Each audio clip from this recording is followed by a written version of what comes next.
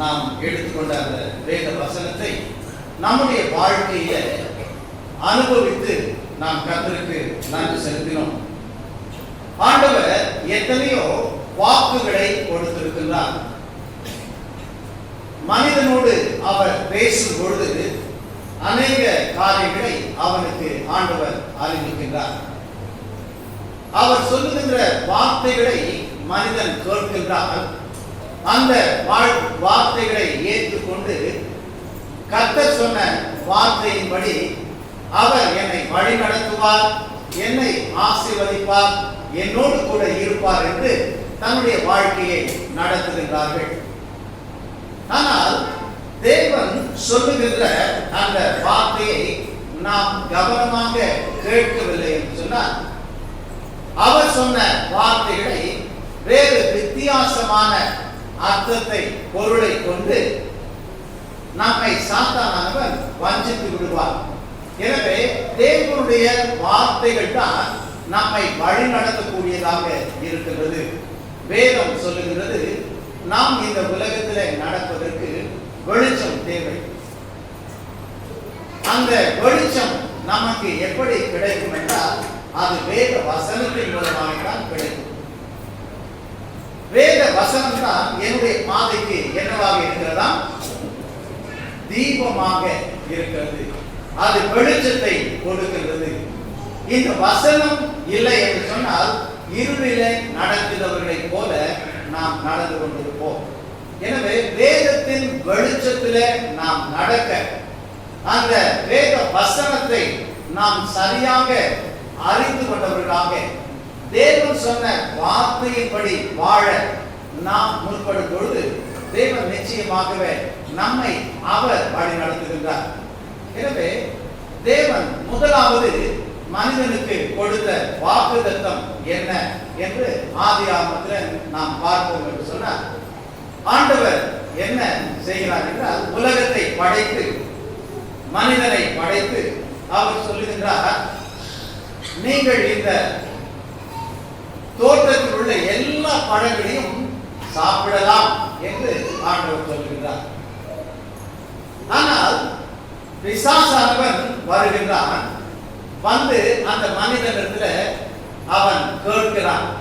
மனுஷனிடத்துல, அந்த பெண்ணிடத்துல அவன் கேட்கிற கேள்வி எப்படி கேட்கிறான் என்று சொன்னால், ஆண்டவர் சொன்ன வார்த்தைக்கு எதிராக இந்த எல்லா பழங்களையும் நீங்கள் சாப்பிடலாம் என்று சொன்னார். அவன் கேட்கிற கேள்வி என்ன? இந்த எல்லா மரத்தின் கனிகளையும் சாப்பிடக்கூடாது என்று ஆண்டவர் சொன்னாரா என்று கேள்வியை கேட்கிறார். ஆனால் அந்த மனுஷி சரியாகத்தான் சொல்லுகின்றார், நாங்கள் இந்த எல்லா மரத்தின் கனிகளையும் சாப்பிடலாம், ஆனால் என்று சொல்லி ஒரு மரத்தின் கனியை சாப்பிடக்கூடாது என்று ஆண்டவர் சொல்லியிருக்கிறார். சாப்பிட்டால் என்ன நடக்கும்? நீங்கள் அந்த நாளில் தானே மறைத்து போவீர்கள் என்று ஆண்டவர் சொல்லுகிறார். ஆனால் இந்த பெண் சொல்லும் பொழுது என்ன சொல்லுகிறாள்? நீங்கள் அந்த பழத்தை சாப்பிடக்கூடாது, அது மாத்திரமல்லாமல் இன்னொரு காரியத்தையும் செய்யக்கூடாது. என்ன செய்யக்கூடாது? அந்த பழத்தை தொடவே கூடாது. ஆண்டவர் சொல்லவில்லை தொடக்கூடாது என்று. பிசாசு இப்படி சொன்னாரா என்று சந்தேகத்தை ஏற்படுத்துகிறார். ஆனால் கர்த்தர் சொன்னதை சொல்லும் பொழுது அந்த மனுஷி ஒரு காரியத்தை சேர்த்து சொல்லுகிறார்கள். எனவே வேத வசனத்தை நாம் விளங்கிக் கொள்ளும் பொழுது பல ஆண்டவர் சொல்லுவதற்கு எதிரான காரியங்களை சொல்லி நம்மை வஞ்சித்து விடுகிறார்கள். நாமும் நம்முடைய சுய இஷ்டத்தின்படி எதையாவது நாம் சேர்த்துக் கொள்ளுகின்றோம். ஆண்டவர் சொல்லாத காரியங்களை நாம் சேர்த்துக் கொள்ளுகின்றோம். எனவே தேவன் கொடுக்கின்ற வார்த்தையை கவனமாக நாம் கேட்டு அதை நாம் விசுவாசித்து வாழ வேண்டும். எனவே இந்த நாளில தேவன் நமக்கு கொடுக்கின்ற ஒரு வாக்குத்தத்தம் என்னவென்று நாம் பார்க்கும் பொழுது, அதில் நாம் வாசித்ததான அந்த ஏசாயா தீர்க்கதரிசியின் புத்தகம் 41ஆம் அதிகாரத்தில் 17வது வசனத்தினுடைய அந்த ஒரு பகுதியில கர்த்தர் சொல்லுகின்ற அந்த வார்த்தைகளை இந்த வருடத்துடைய வாக்குத்தத்தமாக நாம் தேர்ந்தெடுத்திருக்கிறோம். அதிலே அந்த 17ஆம் வசனத்திலே தேவன் சொல்கின்றார், கர்த்தராகிய நான் அவர்களுக்கு செவி கொடுத்து. எனவே நான் கர்த்தர் அவர்களுக்கு செவி கொடுப்பேன் என்று சொல்கின்றார். செவி கொடுத்து அவர் என்ன செய்வாராம்? யார் இந்த கர்த்தர்? இஸ்ரவேலின் தேவனாகிய நான் அவர்களை. எனவே 2 காரியங்களை தேவன் இங்கு சொல்லுகின்றார், நம்முடைய பிள்ளைகளுக்கு சொல்லுகின்றார். அதே வசனம், அதே வார்த்தை புதிய ஏற்பாட்டில் ஆண்டவராகிய இயேசு கிறிஸ்து சொல்லுகின்றார். இங்கே அவர் நான் கைவிட மாட்டேன் என்று சொல்லுகின்றார், நான் செவி கொடுப்பேன் என்று சொல்லுகின்றார். ஆண்டவர் சொல்லுகின்றார், கேளுங்கள் அப்பொழுது உங்களுக்கு கொடுக்கப்படும். அவர் என்ன சொல்லி இருக்கின்றார்? நான் உன்னை விட்டு விலகுவதும் இல்லை, கைவிடுவதும் இல்லை. எனவே தேவன் சொல்லுகின்றார், நான் செவி கொடுப்பேன், நான் கைவிட மாட்டேன் என்று சொல்லுகின்றார். இதை யாருக்கோ சொல்லவில்லை, அவர் தம்முடைய பிள்ளைகளுக்கு சொல்லுகின்றார். ஆனால் தேவன் செவி கொடுக்கிறார் என்று சொன்னால் என்ன? அவர் நம்முடைய ஜெபத்தை கேட்கிறார். ஆனால் நாம் ஜெபித்தால் தானே அவர் கேட்க வேண்டும். நாம் ஜெபிக்காமல் இருந்தால் அவர் எப்படி கேட்க முடியும்? எனவே நாம் ஜெபிக்கும் பொழுது நம்முடைய தேவைகளை தேவனிடத்தில் சொல்லும் பொழுது அவர் காது கேட்காதது போல இருந்துவிட மாட்டார். யார் எவர் அவரை நோக்கி ஆண்டவரே என்று சொல்லி அழைக்கும் பொழுது அவர் செவிகளை அடைத்துக் கொள்ளுகின்ற தேவன் அல்ல. எனவே தேவன் சொல்லுகின்றார், நாம் நீ கூப்பிடும் பொழுது என் செவிகள் திறந்திருக்கிறது, நான் கேட்பேன். நீ உன்னை உரத்த சத்தத்தோடு கூப்பிட்டால்தான் நான் கேட்பேன் என்பது அல்ல. உன்னுடைய வார்த்தைகளை கேட்க முடியாதபடி தேவனுடைய செவிகள், தேவனுடைய காதுகள் என்ன ஆகவில்லையா? மந்தமாகவில்லை. ஒருவேளை மனிதனுடைய காதுகள் மந்தமாகி விடலாம், மனிதனுடைய பலன் குன்றி போகலாம். நல்ல காது கேட்டுக்கொண்டுதான் இருக்கும். சிறு பிள்ளைகளாய் இருக்கும் பொழுது பிள்ளைகள் கொஞ்சம் அப்படி அசைஞ்சா போதும், கொஞ்சம் அப்படி இருப்பனா அல்லது கொஞ்சம் ஏதாவது அப்பா அப்படின்னு கூப்பிட்டா உடனடியாக பதில் கிடைக்கும். ஆனால் இப்பொழுது நாம் வளர்ந்து விட்ட பிறகு அப்பா அப்பான்னு கூப்பிட்டா எங்க காது கேட்குது? இவர்கிட்ட கத்தி கத்தியே தொண்டை தண்ணி போகுது. ஏனென்றால் மனிதர்களுடைய காதுகள் மந்தமாகி விடலாம். சில பேர் இங்க இருந்து பேசினா அவன் இப்படி தம்பி ஒரு பக்கம் ஆகும், ஒரு பக்கம் தான் கேட்கும். எனவே மனிதர்கள் நிலைமைகள் மாறலாம். தேவன் சொன்னால் என் காதுகளை கொடுத்து நான் கேட்பேன் என்று சொன்னால் அந்த காது ஒருபொழுதும் மந்தமாகாது. அவர் ஒருபொழுதும் தன் காதுகளை அடைத்துக் கொள்வது இல்லை. நாம் கூப்பிடும் பொழுது அவர் கேட்காதவர் போல திரும்பி செல்வதில்லை. சில நேரங்களில் சொல்லுவாங்க, தூக்குகிறவர்களை என்ன செய்யலாம்? எழுப்பி விடலாம். ஆனா யாரை எழுப்ப முடியாதான்? தூங்குற மாதிரி நடிக்கிறவங்களை எழுப்பவே முடியாது. ஆனால் நம்முடைய தேவன் அப்படி அல்ல. அவர் மனம் மாற மனிதன் அல்ல. அவர் சொல்லியும் செய்யாது இருப்பாரோ? எனவே தேவன் சொன்னால் சொன்னதுதான். அவர் நம் ஜெபத்தை கேட்பேன் என்று சொன்னால் அதற்கு அவர் எந்த ஒரு காரியத்தையும் வைத்து நீ இப்படி செய்தால்தான் நான் கேட்பேன், நீ இப்படி செய்தால்தான் அதை நான் கேட்க முடியும் என்றெல்லாம் சொல்ல முடியவில்லை. உலகத்தில் பிறந்த ஒவ்வொரு ஆத்மாவும் அவர்கள் எப்படிப்பட்ட சூழ்நிலையில் இருந்தாலும் ஆண்டவரே என்று அழைக்கும் பொழுது அந்த சத்தத்தை கேட்கிற தேவன் அவர். எனவே நாம் இந்த வருடத்துல இந்த தேவனை குறித்து நாம் திட்டமாய் அறிந்து கொண்டு அவர் என் சத்தத்தை கேட்கும். ஏனென்றால் அவருடைய வசனம் சொல்லுகிறது, அவர் சொல்லுகிறார், நான் கர்த்தர், நான் இஸ்ரவேலின் தேவன், நான் நீங்கள் கூப்பிடும் பொழுது நான் செவி கொடுப்பேன் என்று சொல்லுகிறார். ஆனால் நம்முடைய வாழ்க்கையில தேவன் செவி கொடுக்கிறார் என்று சொன்னால் என்ன அர்த்தம் என்று நாம் நினைக்கிறோம் என்று சொன்னால், நாம் கேட்பதையெல்லாம் கொடுப்பதினால் தான் அவர் கேட்கிறார் என்று நாம் நினைக்கின்றோம். அவர் என் ஜெபத்தை கேட்கவில்லை என்று நிறைய பேர் சொல்லிக்கொண்டே இருக்கிறார். தேவன் சொல்லுகிறார், நான் உன்னுடைய சத்தத்தை கேட்பேன் என்று சொல்லுகிறார். அநேக மக்கள் சொல்லுகிறார்கள், இவர் என் சத்தத்தை கேட்கவில்லை, இவர் என் சத்தத்தை கேட்கவில்லை என்று சொல்லிக் கொண்டிருக்கிறார். சாத்தான் அங்கே கேட்டதை போல அவர் சொன்னார், நீ எல்லா கனிகளையும் சாப்பிடலாம் என்று சொன்னார். ஆனால் சாத்தான் சொன்னான், எல்லா கனிகளையும் சாப்பிடக்கூடாது என்று ஆண்டவர் சொன்னாரா என்று கேட்டார். அதே போல இப்பொழுதும் சாத்தான் சொல்வது என்னவென்று சொன்னால், கர்த்தர் உன்னுடைய ஜெபத்தை கேட்க மாட்டேன் என்று சொன்னாரா என்று சொன்னால், நாமும் அவனோடு சேர்த்து கொண்டு ஆமா ஆமா, இல்லை, என் தேவன் என் சத்தத்தை கேட்பேன் என்று சொன்ன தேவன், அவர் என் சத்தத்தை கேட்கிறார் என்று நாம் சொல்லுவதற்கு மாறாக, ஆமா, கர்த்தர் என் ஜெபத்தை கேட்கவில்லை, கர்த்தர் செவிகளிலே என் சத்தம் விழவில்லை, நாம் கேட்கிற ஜெபத்திற்கு அவர் பலன் அளிக்கவில்லை என்று சொல்லுகின்றோம். ஆனால் தேவன் கேட்கிறார். ஆனால் அவர் நாம் கேட்பதை கொடுக்கிறேன் என்று சொல்லவில்லை. அவருடைய சித்தத்தின்படிதான் நமக்கு அவர் கொடுப்பார். சில நேரங்களில் நாம் கேட்கும் பொழுது இல்லை என்றும் தேவன் சொல்லுவார்.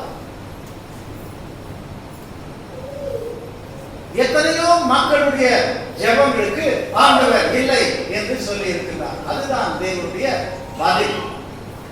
கொடுத்தால்தான் பதில் என்பது அல்ல, அவர் கொடுத்தால்தான் நாம் ஜெபத்தை கேட்கிறார் என்பது அல்ல. நாம் ஜெபிக்கும் பொழுது தேவன் கேட்கிறார், நாம் எதை கேட்கிறோம் என்பதையும் அவர் அறிந்திருக்கிறார். சில நேரங்களில் நமக்கு ஜெபிக்கவே தெரியாது என்றும் தேவன் சொல்லுகின்றார். நமக்கு ஜெபிக்க தெரியவில்லை என்று சொன்னால், உனக்கு தான் ஜெபம் பண்ண தெரியலையே, ஓ, நான் ஜெபத்தை கேட்க மாட்டேன் என்று தேவன் சொல்லுகின்றார். தம்முடைய பிள்ளைகளுக்கு தாம் ஜெபிக்க வேண்டியது என்னதென்று அவர்களுக்கு தெரியாமல் இருக்கும் பொழுது தேவன் என்ன செய்கிறாராம்? பரிசுத்த ஆவியானவர் அவர் என்ன செய்கிறார்? நமக்காக வாக்கு கடக்காத பெருமூச்சுகளோடு கூட அவர் ஜெபிக்கின்றார். ஆண்டவராகிய இயேசு கிறிஸ்து பிதாவின் வலது பாசத்தில் வீட்டிலிருந்து நமக்காக பரிந்து பேசுகின்ற தேவனாய் இருக்கின்றார். எனவே நம்முடைய ஜெபம் கேட்கப்படவில்லை என்று நாம் எண்ணிவிடக் கூடாது. சில நேரங்களில் நாம் கேட்கின்ற காரியத்தை தேவன் கொடுப்பார் என்று சொன்னால் அது நமக்கு நன்மை பயக்காது, அது நமக்கு பிரச்சனையாய் மாறிவிடும். அதை நாம் அறியாமல் இருக்கின்றோம். எனவே நாம் கேட்பதை கொடுப்பதை விட நமக்கு நலமானதை எப்பொழுது கொடுக்க வேண்டுமோ அப்பொழுது தேவன் கொடுத்து கொண்டுதான் இருக்கின்றார். அது மாத்திரமல்லாமல் தேவன் சொல்லுகின்றார், நீங்கள் ஜெபிப்பதற்கு முன்னதாகவே அவருக்கு என்ன தெரியுமா? உங்களுக்கு இன்னது தேவை என்று அறிந்திருக்கிறேன் என்று சொல்லுகின்றார். எனவே நமக்கு உணவு தேவை, நாம் சுவாசிக்க அந்த காற்று தேவை, நமக்கு அனுதினமும் உயிர் வாழ என்னென்ன தேவையோ அதையெல்லாம் நாம் கேட்காமலே அவர் கொடுத்து கொண்டுதான் இருக்கின்றார். எனவே ஆண்டவர் நம்மீது அவர் கவனம் உள்ளவராக, அக்கறை உள்ளவராக, நம்முடைய சத்தத்தை கேட்கிறவராக இருக்கின்றார். நாம் அவருடைய பிள்ளைகள். எப்படி அவருடைய பிள்ளைகளாய் நாம் மாறுகிறோம் என்று சொன்னால், தேவன் அவருடைய அந்த விசுவாசத்தை, அந்த ஆவியை நமக்கு கொடுத்திருக்கிறார். எனவேதான் நாம் ஆண்டவரை எப்படி அழைக்கின்றோம்? அப்பா என்று அழைக்கின்றோம். எனவே அப்பா பிதாவே என்று அழைக்கக்கூடிய அந்த புத்திர சுவிகாரத்தின் ஆவியை நமக்கு தேவன் தந்திருக்கிறார். ஆனால் தேவன் தந்த ஆவியை நாம் இல்லை என்று சொல்லுகின்றோம். ஆண்டவர் சொல்லுகின்றார், நான் செவி கொடுக்கிறேன், உன் ஜெபத்தை கேட்கிறேன் என்று சொல்லுகின்றார். நாம் இல்லை என்று சொல்லுகின்றோம். எது உண்மை? நாம் கேட்பதை உடனே கொடுத்து விட்டால் தான் தேவன் செவி சாய்க்கிறார் என்று சொல்லுகின்றோம். ஆனால் நாம் ஜெபித்து ஆண்டவர் கேட்கவில்லை என்று அநேக கர்த்தருடைய பிள்ளைகள் வேதத்திலே சொல்லி இருக்கின்றார்கள். நம்ம எல்லாருக்கும் தெரிஞ்ச ஒரு காரியம், யார் ஜெபித்தது, ஜெபம் கேட்கப்படவில்லை என்று யார் சொன்னது என்று சொன்னால் அப்போஸ்தலனாகிய பவுல். அவர் சொல்லுகிறார், என் சரீரத்திலே ஒரு முள் கொடுக்கப்பட்டிருக்கிறது, அப்பா இந்த முள்ளை நீர் நீக்க வேண்டும் என்று எத்தனை முறை ஜெபித்தாராம்? 3 முறை ஜெபித்தாராம். ஆனால் ஆண்டவர் என்ன சொன்னார்? நான் அந்த முள்ளை எடுத்து விட மாட்டேன், ஆனால் அந்த முள்ளை நீ தாங்கிக் கொள்ள என் கிருபை உனக்கு போதும். எனவே நம்முடைய வாழ்க்கையில நாம் ஒரு முறை ஜெபித்திருக்கலாம் அல்லது பல முறை ஜெபித்திருக்கலாம். ஆண்டவர் சொல்றாரு, அது உனக்கு நான் கொடுக்க மாட்டேன், ஆனால் என் கிருபை உனக்கு போதும் என்று தேவன் நமக்கு கிருபையை தந்திருக்கின்றார். ஆனால் நம்முடைய ஜெபத்தை அவர் கேட்காதது போல இந்த கிருபை யாருக்கு வேணும்? நான் கேட்கறத கொடுங்க. அப்படி இல்லைன்னா நான் என்ன சொல்லுவேன்னா, ஆண்டவர் ஜெபத்தை கேட்கல, ஆண்டவர் ஜெபத்தை கேட்கல என்று சொல்லிக் கொண்டிருப்பேன். கேட்டதற்கெல்லாம் கொடுத்த தேவனுக்கு நன்றி சொல்லுகின்ற உள்ளமில்லை. எத்தனையோ காரியங்களை தேவன் கொடுத்திருக்கின்றார். அதை எண்ணி பார்த்து தேவன் என் ஜெபத்தை கேட்டார் என்று ஒரு முறை கூட நாம் ஆண்டவரை துதிப்பதில்லை. என் தேவன் ஜெபத்தை கேட்கிறவர், என் ஜெபத்தை கேட்டிருக்கிறார் என்று சொல்லுவதற்கு அந்த நன்றியுள்ள இருதயம் இல்லை. எத்தனையோ பேர் சொல்லி இருந்தாலும் அதை நாம் நம்புவதில்லை. எத்தனை தாய்மார்கள் சொல்லுகிறார்கள், உன்னை தவமா தவம் இருந்து பெற்றனா, ஆண்டவர்கிட்ட நான் கேட்டு உன்னை பெற்றெடுத்தேன் என்று சொன்னாலும் என் தாயின் ஜெபத்தின் மூலமாக பிறந்தவன் நான் என்று சொல்லுகிறவர்கள் எத்தனை? என்னமோ அவங்கதான் ஆண்டவர் வேணாம் சொன்னாலும் இந்த பிள்ளை அவங்க பெற்று போட்ட மாதிரி, ஏன் என்ன பெற்ற அப்படின்னு கேட்கிறவங்க தான் உண்டு. என் தேவன் என்னை இந்த உலகத்தில் அனுப்பினார் என்று சொன்னார். அது என்னுடைய பெற்றோருடைய ஜெபம். இல்லை என்றால் நாம் இந்த உலகத்தில் பிறந்திருக்க முடியாது. எத்தனை பெற்றோர் சொல்லுகிறார், நம்ம செய்கிற குறும்புகளை பார்க்கும் பொழுது பெற்றோர் சொல்லுவாங்கல்ல, என்ன ஆட்டம் ஆடுறல்ல, 7 வயசுல உனக்கு வந்துச்சு பாரு பிட்ஸ், அப்பவே போய் சேர்ந்திருப்பாங்க நினைக்கும். என்ன ஜபம், எப்படி டாக்டர் கிட்டலாம் தூக்கிட்டு ஓடி அலைஞ்சி பிட்ஸ் வந்தது, ஒரு பக்கம் இழுத்துக்கிச்சு, இது இனிமே நடக்காது அப்படின்னா அது இப்ப போன ஆட்டத்தை பத்தியா? தேவன் ஜெபத்தை கேட்கவில்லையா? ஐயோ என் பிள்ளைக்கு படிப்பு வரவில்லையே, இவன் எப்படி பிழைப்பான், என்ன தொழில் செய்வான், என் பிள்ளை நீங்க தான் ஆசீர்வதிக்கணும் என்று சொல்லி ஜெபிச்சோம். மக்கள் இது தேராது என்று சொன்ன எத்தனை பேர்கள் வாய்கள் அடைக்கும்படிக்காக தேவன் நமக்கு நல்ல வேலையை கொடுத்திருக்கிறார் அல்லவா? கை நிறைய சம்பாத்தியத்தை கொடுத்திருக்கிறார் அல்லவா? தேவனின் ஜெபத்தை கேட்கவில்லை என்று எப்படி சொல்ல முடியும்? தனிமையால் இருப்பவனுக்கு வீட்டு வாசலை ஏற்படுத்துகிறவர் தேவன். ஐயா என் பிள்ளைக்கு துணை வேண்டும், தேவன் கொடுக்கவில்லையா? எத்தனை பெற்றோர் நாம் ஆண்டவருக்கு நன்றி செலுத்த வேண்டும். ஒன்றுமே தேவன் செய்யாததை போல துக்கமாக ஆண்டவர் ஜெபத்தை கேட்கவில்லை. எப்பதான் ஆண்டவர் கண்ணை திறப்பாரோ, எப்பதான் அவர் என்னை நோக்கி பார்ப்பாரோ, அவர் என்னை மறந்துட்டார் என்று சொல்லிக் கொண்டிருக்கிறோமே, தேவன் சொல்லுகிறார், நான் உன் ஜெபத்தை கேட்கிறேன். இதுவரைக்கும் ஒருவேளை அப்படி சொல்லி வாழ்ந்திருக்கிறார். தேவன் என் ஜெபத்தை கேட்கவில்லை, ஜெபத்தை கேட்கவில்லை. ஆனால் தேவன் சொல்லுகிறார், நான் உன் ஜெபத்தை கேட்பேன், நான் செவி கொடுப்பேன் என்று சொல்லுகிறார். எனவே ஆண்டவருடைய சமூகத்தில் நான் ஜெபிக்க போகிறேன், என் ஜெபத்தையும் ஆண்டவர் கேட்பேன் என்று சொல்லுகிறார் என்ற அந்த விசுவாசத்தோடு இந்த ஆண்டு தேவனுடைய பிள்ளைகளால் ஜெபித்து ஜெபித்து ஆசீர்வாதங்களை நாம் பெற்று நம்முடைய வாழ்க்கையை மாத்திரமல்ல, குடும்ப வாழ்க்கையை மாத்திரமல்ல, திருச்சபை மாத்திரமல்ல, நம் ஜெபத்தின் பலனை நாம் பல இடங்களில் காணப்போகிறோம். கர்த்தர் சொல்லுகிறார், ஜெபத்தை நான் கேட்பேன் என்று சொல்லுகிறார். நீங்கள் கேட்க போகிறீர்களா? எத்தனையோ ஜெபங்களை செய்துவிட்டேன், ஜெபத்தை ஆண்டவர் கேட்கவில்லை. நம்முடைய வாழ்க்கையில நன்மையான காரியங்கள், நாம் விரும்புகின்ற காரியங்கள் வந்துவிட்டால் தேவன் ஜெபத்தை கேட்டார். தேவன் இல்லை என்று சொல்லிவிட்டால் அவர் ஜெபத்தை கேட்கவில்லை என்று நாம் தீர்மானிக்கிறோம். ஆண்டவர் சொல்லுகிறார், நான் உன்னை என்ன செய்ய மாட்டேன். என்ன சொல்றார்? ஒன்று நான் கேட்பேன், இன்னொன்று நான் இதை செய்ய மாட்டேன். எதை செய்ய மாட்டேன்? உன் கையை விட மாட்டேன். கைவிட மாட்டேன் அப்படின்னு சொன்னா என்ன அர்த்தம்?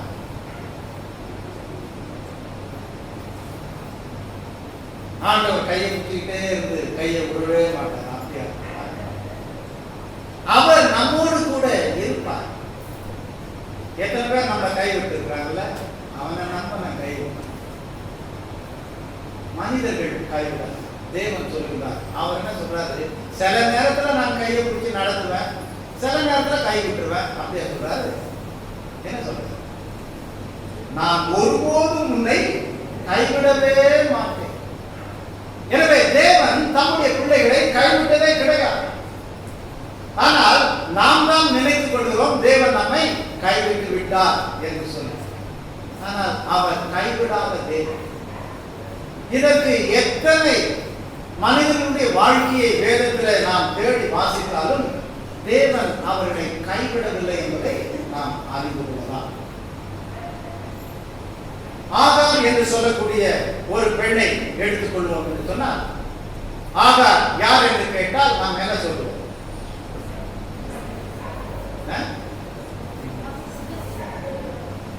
ஆகார் ஒரு அடிமை பெண். ஆகார் ஆபிரகாம், சாராள் இவர்களுக்கு வேலைக்காரியாக இருந்தவள்.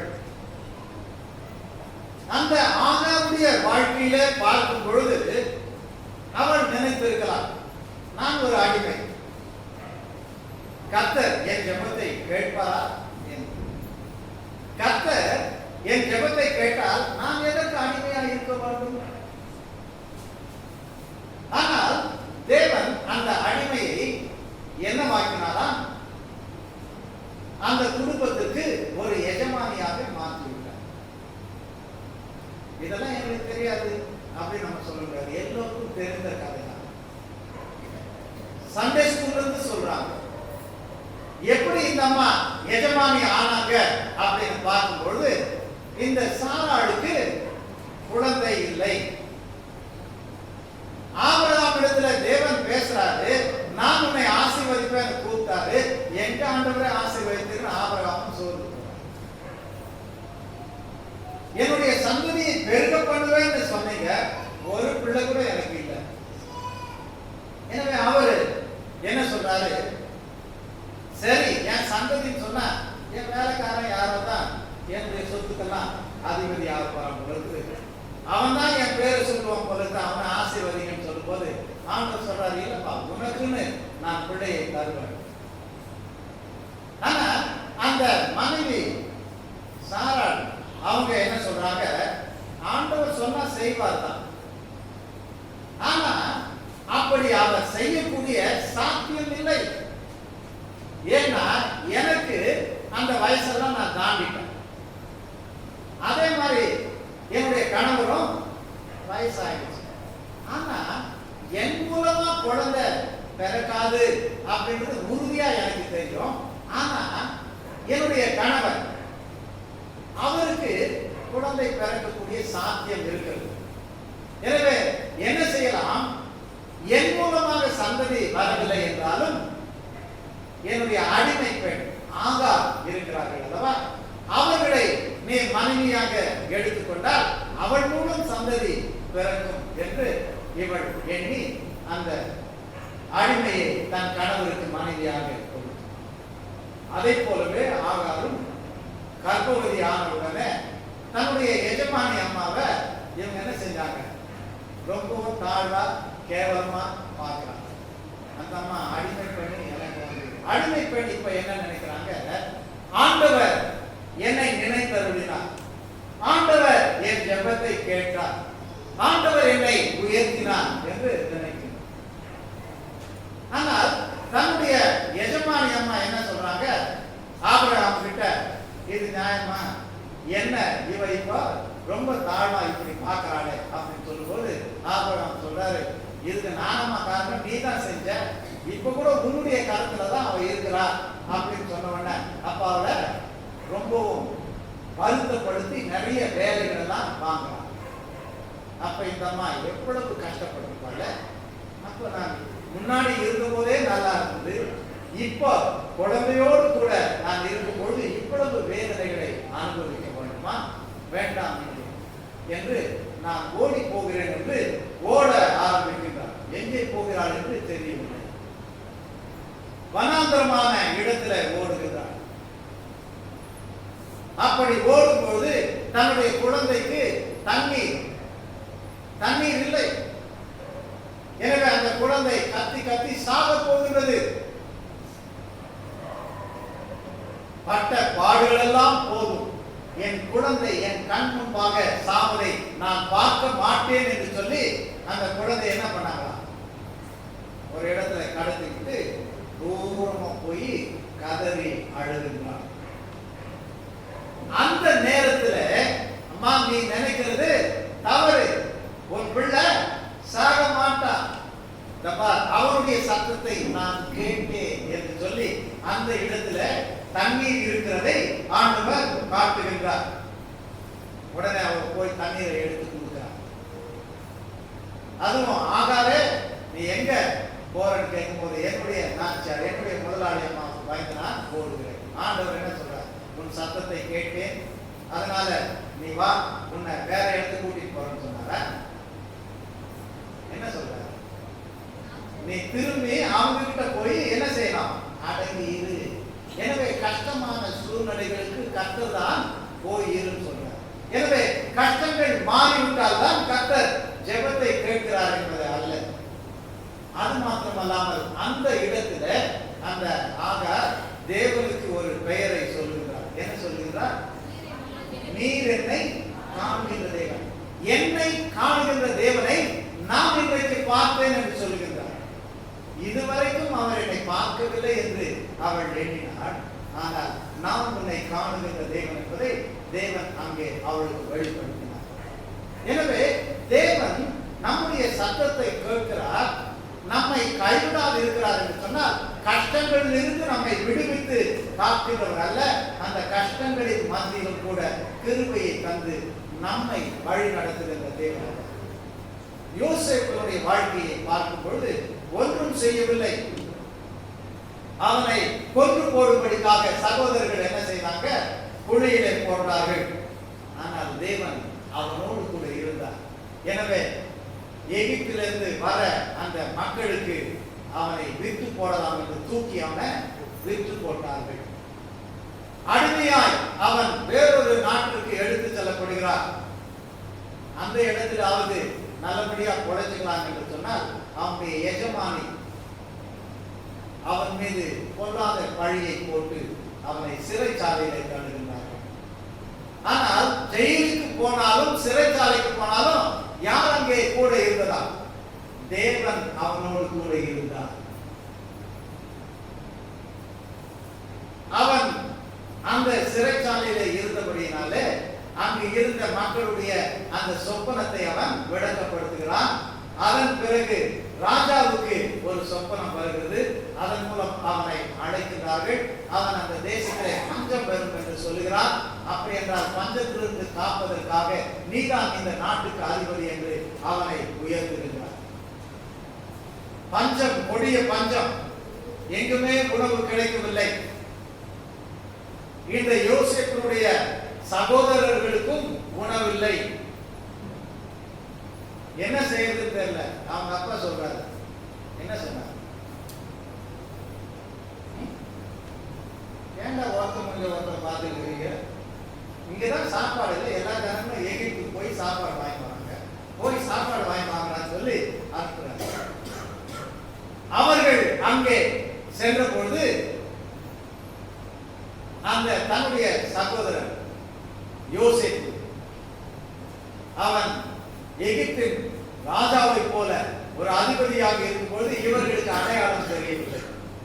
ஆனால் யோசேப்பு தன்னுடைய சகோதரர்களை பார்த்தவுடனே அடையாளம் தெரிந்து கொள்கிறார்.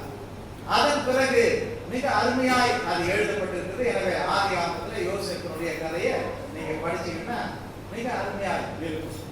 அப்ப அந்த யோசேப்பை அவர்கள் அடையாளம் கண்டு கொள்ளும் பொழுது அவங்க என்ன சொல்றாங்க, இனி நம்ம தப்பி பிழைக்க மாட்டோம். ஏன்னா நம்முடைய தம்பி என்ன செய்ய போறான், அவனுக்கு நம்ம செஞ்சோம்ல அதே மாதிரி அவன் நம்ம பழி வாங்க போறான் அப்படின்னு நினைச்சுக்கிட்டு என்ன செய்யுது, எப்படி தப்ப போறோம்னு தெரியலையே அப்படின்னு சொல்லி நம்ம செய்யற காரியம் பாவத்துல ரொம்ப அதிகமா செய்யறது என்னன்னு இப்பதான் கிங்ஸ்டன் சொல்லிட்டு இருந்தாங்க. என்ன செய்யும்,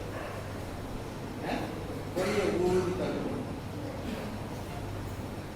செல்போன் வச்சிருக்கிறவங்க பொய் சொல்லுவாங்கன்னு அவருக்கு சொன்னார். எப்படி சொன்னா, ஹலோ எங்க இருக்கிறீங்கன்னா இங்க இருக்கிறேன்னு சொல்லுவோம், அங்க இருந்துகிட்டே இல்லைன்னு சொல்லுவோம். இல்லைன்னு சொன்னா சுவிட்ச் ஆஃப் பண்ணி வச்சிருக்கோம், பேட்டரி டவுன் அப்படின்னு சொல்லுவோம். அடுத்த நாள் பார்க்கும்போது இப்பதான் உங்க மெசேஜை பார்த்தேன், என்னென்னவோ காரியங்களே நாம் போய் சொல்லுவோம். நம்ம மாத்திரம் இல்லை, அதே மாதிரி அந்த யோசேப்பினுடைய சகோதரர்கள் என்ன செஞ்சாங்க, ரைட் நம்மளுக்கா தெரியாது வாங்க அப்படின்னு சொல்லி அவங்க ஒரு பிளான் பண்ணி நம்ம அப்பா சாகிறதுக்கு முன்னாடி இந்த மாதிரி சொன்னாருன்னு சொல்லிடுவோம் அப்படின்னு சொல்லி, அப்பா சொன்னாரு நீ அந்த மாதிரிலாம் செய்யக்கூடாது அப்படின்னு சொல்றாங்க. அப்ப அவர் சொல்றாரு, ஏன் நீங்க பயப்படுறீங்க, நீங்க எனக்கு எதிராக தீமையான காரியத்தை பிளான் பண்ணி செஞ்சீங்க, ஆனால் தேவன் அதை நன்மையாய் மாற்றினார். உங்களுக்கு முன்னாடியே நான் இந்த எகிப்துக்கு கொண்டு வரப்பட்டதுனால தான் இந்த பஞ்ச காலத்தில் உங்களுக்கு நான் உணவு கொடுக்க முடியுது, அதனால பயப்படாதீங்கன்னு சொல்லி அவர் சொல்லி தன் சகோதரர்களை மன்னிக்கிறார். எனவே தேவன் நாம் எந்த சூழ்நிலையிலே சென்றாலும் நம்முடைய சத்தத்தை கேட்கிறார், நம்மை கைவிடுவதில்லை என்பதை நாம் பார்க்கிறோம். ஆனால் அநேக மக்கள் சொல்லுகிறார்கள், இல்லை தேவன் நம்மோடு இருந்தால் நமக்கு ஏன் இந்த கஷ்டம், தேவன் நம்மோடு கூட இருந்தால் ஏன் நமக்கு இந்த வருத்தம் வருகிறது என்று சொல்லுகின்றோம். எனவே தேவன் நம்மோடு இல்லை என்று தீர்மானித்து அதை சொல்லிக் கொள்கிறோம். அவர்களிடத்துல தேவதூதன் வந்தார், என்னிடத்துல தேவதூதன் வரவில்லையே என்று சொல்லுகிறோம். உங்களிடத்திலும் தேவதூதன் வர வேண்டும் என்றால் என்ன செய்ய வேண்டும், எங்கே தேவதூதன் வந்தார்? தானியேலுடைய வாழ்க்கையில அவர் தேவதூதனை பார்த்தாரா இல்லையான்னு தெரியல, ஆனா தேவதூதன் ஒரு நாள் அவரிடத்துல வந்தார். உண்மைதான். எப்பொழுது வந்தார்? அவரு நல்ல சந்தோஷமா வாழ்ந்து கொண்டிருந்த நேரத்தில் இல்லை, சிங்கத்தின் கெட்டியிலே போடப்பட்ட பொழுது தேவதூதன் வந்தார். அதே மாதிரி நீங்களும் சிங்க கெட்டியில போடப்பட்டால் தேவதூதன் வருவார். நீங்கள் அக்னியிலே போகும்பொழுது வேகாமல் இருப்பீர்கள் என்று சொன்னார். 3 பேரை அக்னி நெருப்பிலே போட்டார்கள். அப்படி போட்ட போதுதான் அங்கே தேவகுமாரன் அந்த அக்கினி ஜுவாலையில அவர்களோடு சேர்ந்து உலாவினார். அங்க மற்றவர்களுக்கு அவர்களுக்கே தெரிந்ததோ இல்லையோ, அங்க வெளியில இருக்கிற அந்த ராஜா பார்த்து சொல்றாரு, 3 பேரை தானே நம்ம போட்டோம், 4வது ஒருத்தர் வந்து கூட சுத்தி இருக்கிறாரு, அவர் தேவதூதருடைய முகமாறி. எனவே நெருப்பு சூளையில போடும் பொழுதுதான் தேவன் இருப்பார் என்பதல்ல, இப்பொழுது நம்மோடு கூட இருக்கின்றார்கள். நம் ஜெபத்தை கேட்கிற தேவன். நாம் நினைக்கின்றோம் அவர்கள் எல்லாம் பரிசுத்தவான்கள், அவர்கள் சத்தத்தை தான் கேட்பார், அவர்களோடு கூட தான் இருப்பார் என்று நினைக்கின்றோம். கெட்ட குமாரன் கதை தெரியும். கெட்ட குமாரன் நல்லவனாய் இருந்தபோது மாற்றமல்ல, அவன் தீயவனாய் கொடியவனாய் மாறி ஓடினாலும் கர்த்தர் அவனோடு கூட இருந்தார்.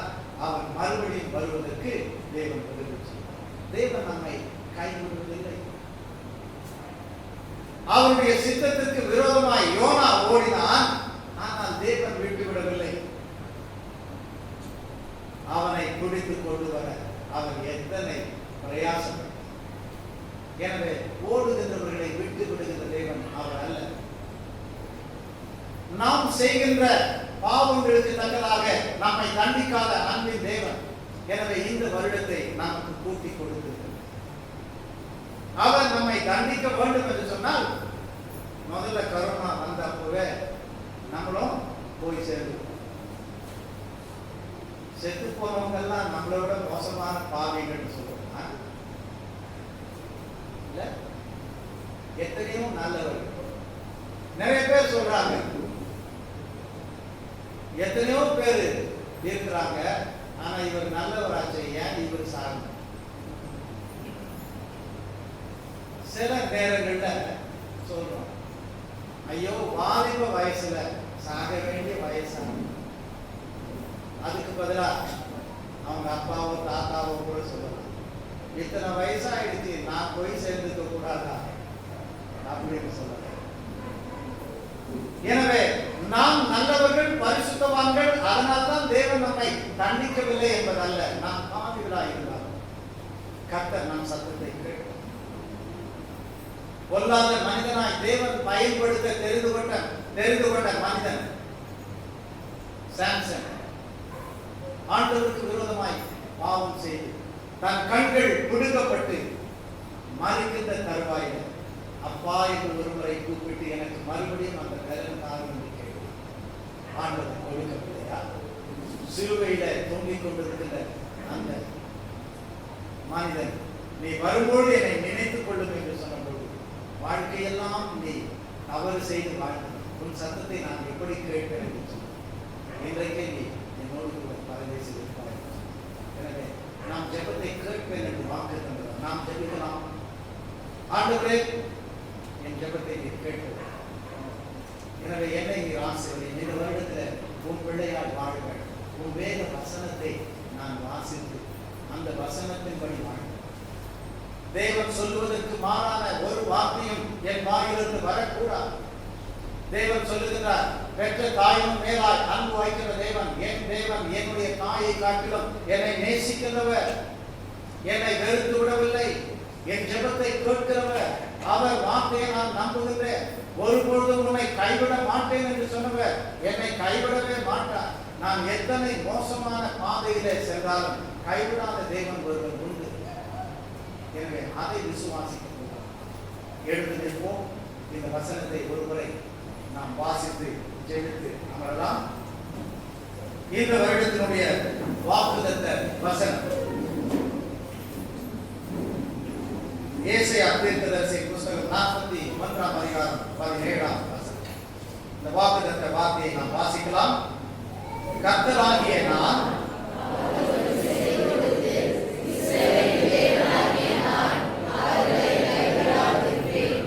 இந்த வாக்குத்தத்தத்தை விசுவாசிக்கிறவர்கள் மாத்திரம் கரத்தை உயர்த்தி காண்பித்தார்.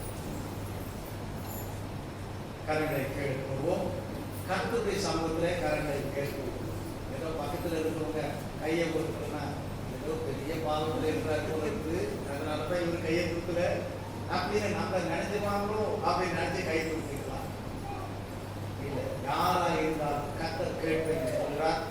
வசனம், இந்த வார்த்தை எனக்கு சொந்தமானது, இதை நான் பிடித்துக் கொள்வேன் என்று சொல்லி நாம் இந்த வசனத்தை பிடித்துக் கொண்டு தொடர்ந்து இந்த வருடத்தில் கர்த்தருடைய பிள்ளைகளாய் வாழ்வோம். கண்களை மூடுவோம். கர்த்தரை நோக்கி நாம் ஜெபம் செய்வோம்.